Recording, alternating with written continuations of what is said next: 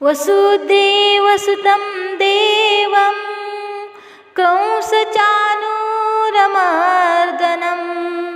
देवकी परमानन्दं कृष्ण वन्दे जगद्गुरु। श्री गोपाल कृष्ण महाराज की जय। सर्वप्रथम सर्वांना माझा सादर दंडवत प्रणाम। श्रोते हो, स्वागत आहे आपले ईशप्राप्ती स्पीच महानुभाव यूट्यूब चॅनलवरती। आज आपण गोकुळ अष्टमी निमित्त श्रीकृष्ण भगवंताची लीळा आजच्या व्हिडिओमध्ये श्रवण करणार आहोत। पण आपण सर्वज्ञ श्री चक्रधर स्वामींचं लीळा चरित्र श्रवण करताना बघत असतो स्वामींनी आपल्याला या लीळेतून काय शिकवण दिलेली आहे। तर श्रीकृष्ण भगवंताचं संपूर्ण जीवनच एक चलती फिरती एक पाठशाळा आहे। त्यात आपल्याला आपण जीवन कसं जगावं, आपण जीवन जगता वेळेस काय करावं, हे श्रीकृष्ण भगवंताने आपल्याला या लीळेतून दाखवून दिलेलं आहे। आपण व्यवहारामध्ये जर काही गोष्टी असं म्हणत असतो की सुरुवात चांगली व्हायला पाहिजे, पण काही लीळेतून श्रीकृष्ण भगवंताने असं दर्शवून दिलेलं आहे सुरुवात कशीही हो पण शेवट चांगला झाला पाहिजे, शेवट योग्य झाला पाहिजे आणि शेवटी धर्मच जिंकला पाहिजे, अशी शिकवण श्रीकृष्ण भगवंतांनी आपल्या लीळेतून दिलेली आहे। आणि त्या लीळेतून आपल्याला स्वामींनी कशा प्रकारे शिकवण दिलेली आहेत ते तर आपण जाणून घेतलेलं आहे। पण या भूतलावर द्वापार युगामध्ये श्रीकृष्ण भगवंताचा अवतार हे ईश्वराचा अवतार झाला, ईश्वराचा जन्मोत्सव झालेला आहे। आणि तोच जन्मोत्सव आपण या भारतभर ही जन्माष्टमी हा सण आपण साजरा करत असतो। श्रीकृष्ण भगवंतांनी आपल्या लीळेमधून आपल्याला काय शिकवण दिलेली आहे? आपली परिस्थिती कशीही असो आपण त्यामध्ये शांत राहिलं पाहिजे, जे आहे त्यात समाधान राहिलं पाहिजे आणि जे काही वाईट आहे ते सोडून देता आलं पाहिजे आणि जे काही चांगलं आहे ते ग्रहण करता आलं पाहिजे, अशी शिकवण आपल्याला श्रीकृष्ण भगवंतांनी आपल्या लीळेमधून दिलेली आहे। अहो गोकुळ मथुरा गोकुळ म्हटले की आपल्या डोळ्यासमोर एक सुंदर निसर्गरम्य असलेला आणि धन दौलत आनंद सुख शांती असं एक सुंदर निसर्गरम्य चित्र आपल्या डोळ्यासमोर उभं टाकलं जातं। पण या गोकुळामध्ये या भगवंताने अवतार घेण्याआधी त्या कंसाचं राज्य या गोकुळावर चालत होतं। तिथले माणसंही सात्विक प्रवृत्तीचे होते, तिथलं वातावरणही सात्विक होतं। पण एवढं धनवान त्या गावात, त्या खेड्या गावात कोणीही नव्हतं त्या गोकुळात की ते त्या कंसाची टक्कर घ्यावी। फक्त गोकुळच नाही तर त्या काळी सर्वसाधारण जे माणसं आहेत, जे लोक होते, जे गोरगरीब होते, त्यांची अवस्था आणि या दुःखाने व्याकुळ झालेल्या त्या जनसामान्य लोकांचा आवाज ईश्वराकडे एकच प्रार्थना होती, हे परमेश्वरा आमचं रक्षण कर, आमचा रक्षणकर्ता कोण आहे? आम्ही कोणाकडे आमचे दुःख सांगावं? पण त्या काळामध्ये ईश्वर ज्ञान काय आहे, ईश्वर भक्ती काय आहे, हे सगळं हे जवळजवळ हे ईश्वराचं ज्ञान योग हे जवळजवळ लुप्तप्राय झाल्यातच जमा झालेला होता। या पृथ्वी तलावर राजे लोक विविध प्रकारचे यज्ञयाग करून त्यामागे प्राप्त होणाऱ्या सुखाच्या मागे लागलेले होते।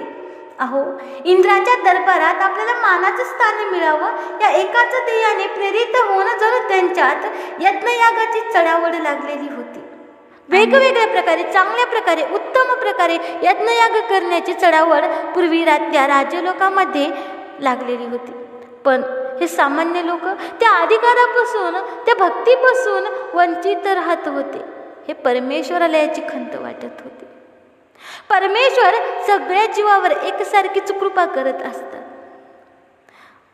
कोण श्रीमंत कोण गरीब हे परमेश्वर पाहत नाही, परमेश्वर बघतो त्याच्या ठिकाणी असलेला भाव, परमेश्वर बघतो त्याच्या ठिकाणी असलेली आवडी आणि त्याच्या ठिकाणी असलेलं सुंदर असे मनातील भावना, त्याची श्रद्धा।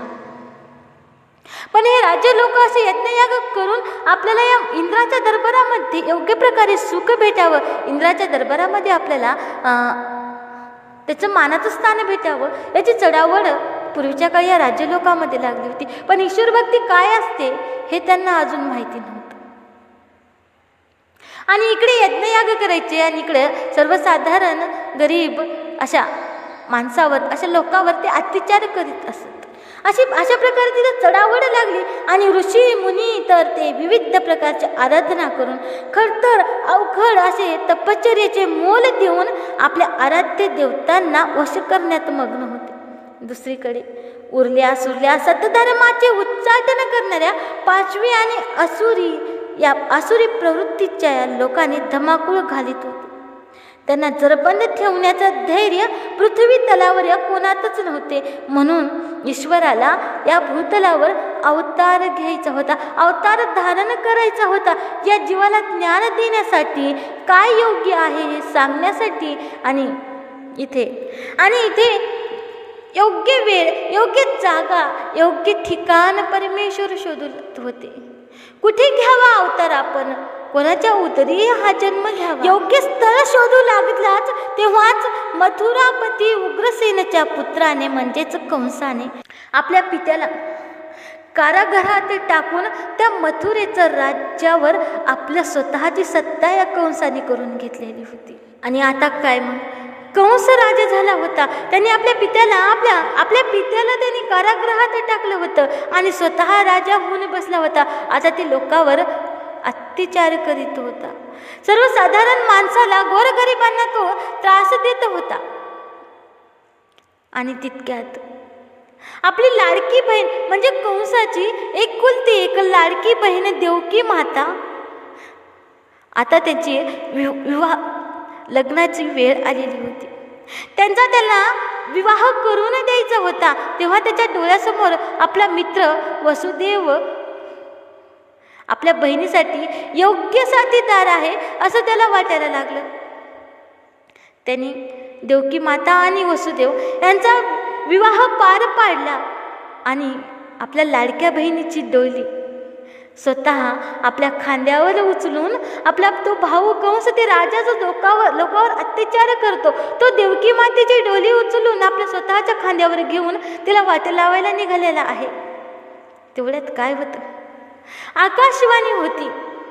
तिथे ती आकाशवाणी होती आणि तिथं ते आकाशवाणीमधून आवाज येतो, अरे मूर्खा, तू त्या डोलीमध्ये आपल्या बहिणीला तू वाट लावायला घेऊन जात असतोस. तिच्या सुखाची तू एवढी अपेक्षा करतो, तिच्या सुखात तू इतका आनंदी आहे आणि तिचाच 8वा पुत्र तुझा वध करेल. तेव्हा त्या कंसाला असं वाटलं जणू काही आता धरणीच फाटलेली आहे काय. माझी लाडकी बहीण जी देवकी आहे आणि तिचा पुत्र माझा वध करणार आहे. पण मी हे होऊ देणार नाही, हे शक्य होणारच नाही. मी आताच त्या देवकीलाच आता संपवून टाकतो. खसकन आपल्या कमराची तलवार त्या कंसाने काढली होती. तितक्यात वसुदेव समोर येतात, आपल्या पत्नीचं रक्षण करीत म्हणतात, मित्रा, तुला तुझ्या बहिणीला मारून काय होणार आहे, तू तुझ्या बहिणीला मारू नको.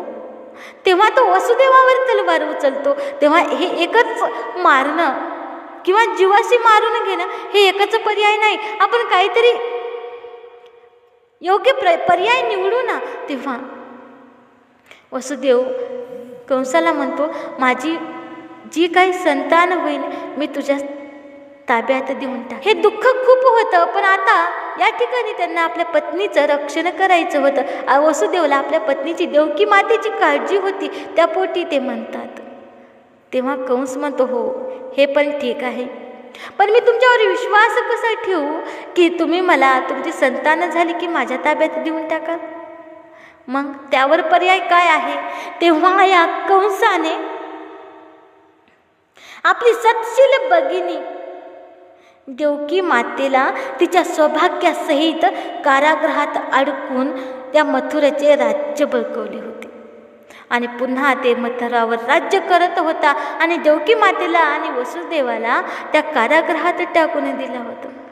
आता काय, आता वसुदेव आणि देवकी मातेचे आता दुःखाचे, कष्टाचे आणि मनाला पिवटळून टाकणारे दिवस या कारागृहात चालू झालेले होते. त्यांना याचं दुःख नव्हतं की त्या एका कारागृहामध्ये कैद आहेत, ते जेलमध्ये बंद आहेत. त्यांना दुःख होतं ते आपले संतान आपल्यापासून दूर आहे.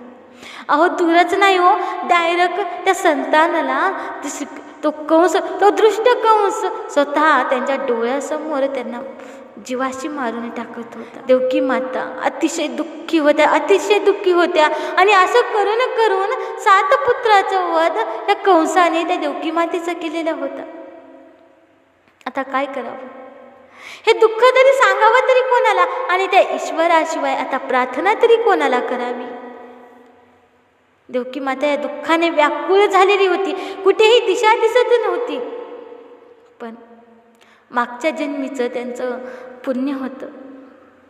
मागच्या जन्मी ईश्वराने त्या देवकी मातेला वचन दिलेलं होतं की मी तुझ्याच उदरी जन्म घेणार आहे, आणि आता ते वचन पूर्ण करण्याची वेळ मात्र आता आलेली होती. रात्र आरती झाली होती, आकाश दाटून आलं होतं. त्या आकाशात कडकड असा विजा चमकत होत्या आणि पृथ्वी जणू काही थरथर कापत होती, पण ती भीती नाही. एक नवीन ऊर्जाचा संकेत होता आणि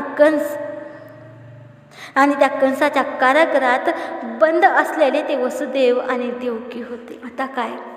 दुःखाने व्याकुळ होऊन दुःखिस्त असलेले देवकी आणि वसुदेव आपल्या त्या कारागृहामध्ये दिवस कंठित होते, आणि कधी तो दिवस येईल, कधी तो सुखाचा आशा आम्हाला दाखवील अशी अपेक्षा ती देवकी आणि वसुदेव त्या कारागृहामध्ये बसून करत होते.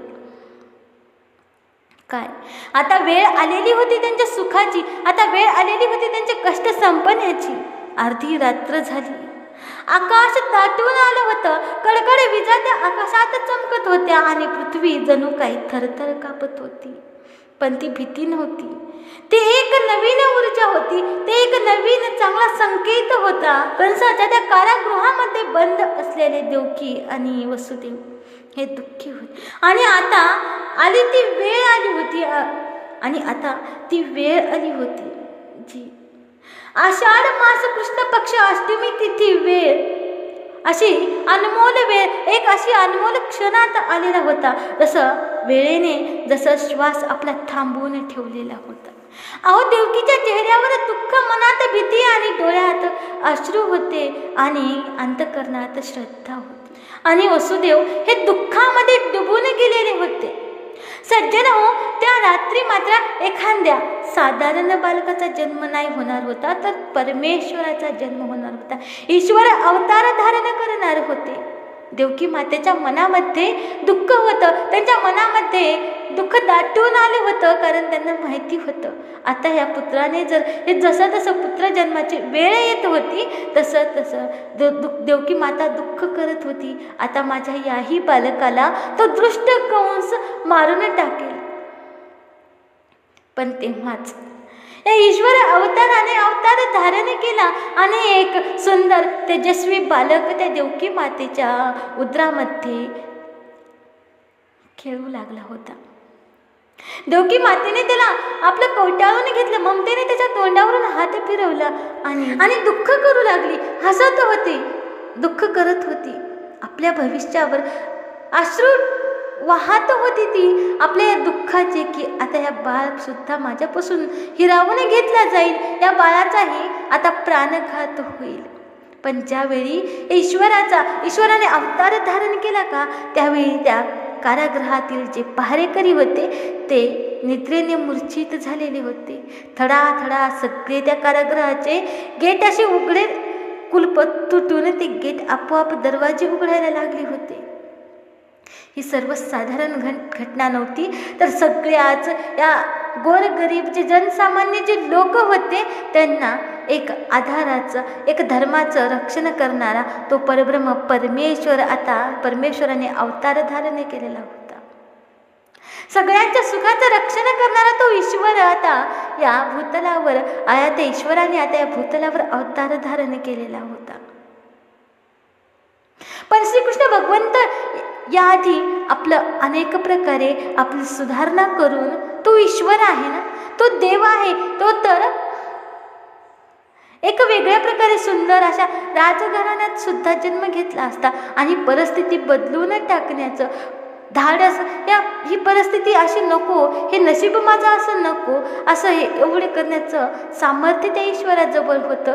तरीसुद्धा त्यांनी कठीण आणि अवघड रस्ता निवडलेला होता. का? या सर्वसामान्य माणसाला या देवाला दाखवून द्यायचं होतं, परिस्थिती कशीही असो त्याला आपण सामोरं जायचं. त्या परिस्थितीवर, आपल्या नशिबावर रडत बसण्यापेक्षा त्यावर आपल्या हिमतीने पुढे चालायचं असतं. आणि काय आपल्याला याच्यातले आपल्या जीवनामधलं काय आपल्या लक्षात ठेवायचं आणि काय आपण घ्यायचं हे आपल्यावर अवलंबून असतं. ह्या लीळेतून आपल्याला श्रीकृष्ण भगवंताने दाखवून दिलेला आहे. जन्म घेतला तेव्हापासून तर शेवटपर्यंत ईश्वराचं जीवनसुद्धा संघर्षमय जीवन होतं आणि त्यातूनच आपल्याला त्या ईश्वराने या जीवनाचा सार दाखवून दिलेला आहे. आपलं जीवनसुद्धा एक संघर्षमय जीवन आहे आणि आपल्या परिस्थितीमध्ये त्यावर रडत बसण्यापेक्षा त्यावर मात करून पुढे जाणं कधीही योग्य आहे. आणि काही दुःखाचे वाईट क्षण विसरून ते आनंदाला कोटाळून घेणं. बाकी एवढंच. दंडवत प्रणाम. ही लीळा कशी वाटली ते कमेंटमध्ये नक्की कळवा.